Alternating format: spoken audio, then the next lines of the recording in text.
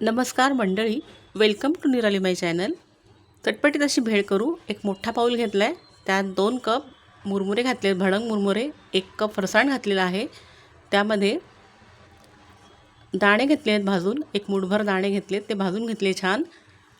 आणि 1 टेबलस्पून तिखट घातलेला आहे, अर्धा चमचा मीठ घातले, कांदा बारीक चिरून घेतलेला आहे तो घातलाय, त्यामध्ये टोमॅटो घातला एक। तर ही भेळ चटपटीत अशी छान तयार होते। सर्व साहित्य असले की भेळ बनवायला वेळ लागत नाही। कोथिंबीर घातली आहे आणि आता मस्त लिंबू पिळून घेऊ। एकदम चटकदार भेळ तयार होते आहे। आणि भेळ बनवत असतानाच अगदी तोंडाला पाणी सुटले पहा। तर ठेल्यावर जशी भेळ मिळते तशी भेळ तयार झालेली आहे। सर्व छान मिक्स करून घ्यायचं आहे।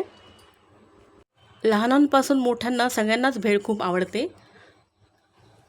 ठेल्यावर तशी आपण ऑर्डर देतो, चटपटीत भेळ बनाव, तर आपली 1 प्लेट भेळ तयार झालेली आहे। आपण असं करून बघा। चटपटीत भेळ निराली माय चॅनलवरचे इतरही रेसिपीचे आणि इन्फॉर्मेटिव्ह व्हिडिओज आहेत, आपण ते नक्की पहा आणि चॅनलला सबस्क्राईब करा। चटपटीत भेळ बनी मस्त, खा के रहो चुस्त। थँक्यू।